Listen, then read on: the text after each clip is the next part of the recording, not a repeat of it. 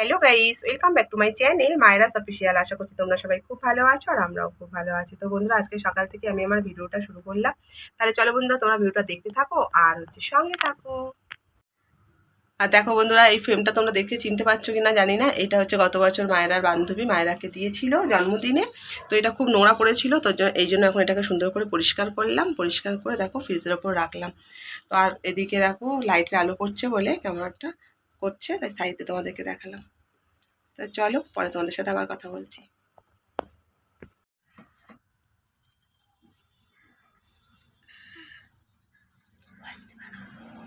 দেখো বন্ধুরা, এখন আমি আটাটাকে মেখে নিলাম সকালবেলায়। আজকে সকালে জলখাবার করব, তার জন্য সকাল সকাল আটাটাকে মেখে নিচ্ছি।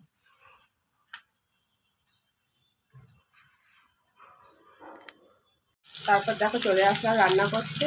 তো এখানে দেখো মাছ ভাজা বসিয়ে দিয়েছি, এদিকে মাছ ভাজা হচ্ছে আর এদিকে হচ্ছে ভাত। রান্নাটা করে নেবো তাড়াতাড়ি করে, কারণ ওয়েদারের অবস্থা একদমই ভালো নয়। তাহলে চলো রান্নাটা করে নিই। আর যদি বৃষ্টি নেমে যায় তাহলে রান্না করতে খুব সমস্যা হয়, কারণ কি বলো তো, আমাদের এখানে জানলা আছে, তো তো এই জানলা দিয়ে বৃষ্টি আসে, জল পড়ে, এমনকি হাওয়া দিলে খুব হাওয়াও আসে। তো সেই জন্য আমাদের গ্যাসে রান্না করতে না খুবই প্রবলেম হয়ে যায়।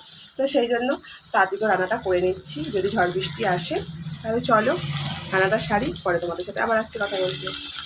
ঘরে সাদা তেল শেষ হয়ে গেছিলো, তো সেই জন্য তোমাদের দাদাকে দিয়ে তেলের প্যাকেট নিয়ে আসলাম আর এনে তেলটা এই বোতলে ঢেলে নিলাম।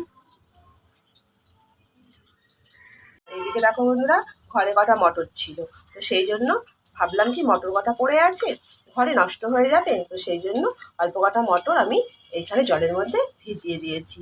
রাতের বেলায় তো রুটি খাই, তো রুটি দিয়ে একটু হয়ে যাবে, তো সেই জন্য মটর কটা ভিজিয়ে নিয়েছি।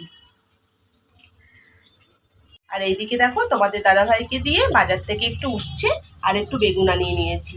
আর যেহেতু কাতলা মাছ এনেছে, তো সেই জন্য মাছের মধ্যে একটু তেল ছিল, তো ভাবলাম এই তেলটা দিয়ে এই চচ্চড়িটা করে নেবো। আর কাতলা মাছের তেল দিয়ে কিন্তু দেখবে চচ্চড়ি খেতে ভীষণ ভালো লাগে, আর টেস্টও হয় বেশ সুন্দর। তাহলে চলো রান্নাটা ঝটপট সেরে নিই, পরে তোমাদের সাথে কথা বলছি। আর দেখো এদিকে মশলা করবো বলে আমি চলে এসেছি, আর এখন মশলাটা বানিয়ে নিই। তাহলে চলো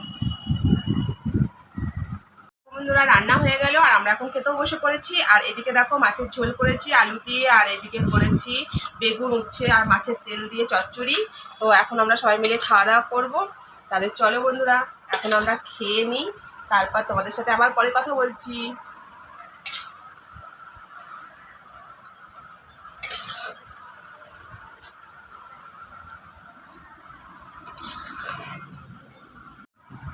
আর দেখো বন্ধুরা, এখন সন্ধ্যা হয়ে গেছে, এদিকে আমি চা বানিয়ে নিয়ে চলে এসেছি। এখন আমি আর তোমাদের দাদা দুজনে মিলে চা খাবো।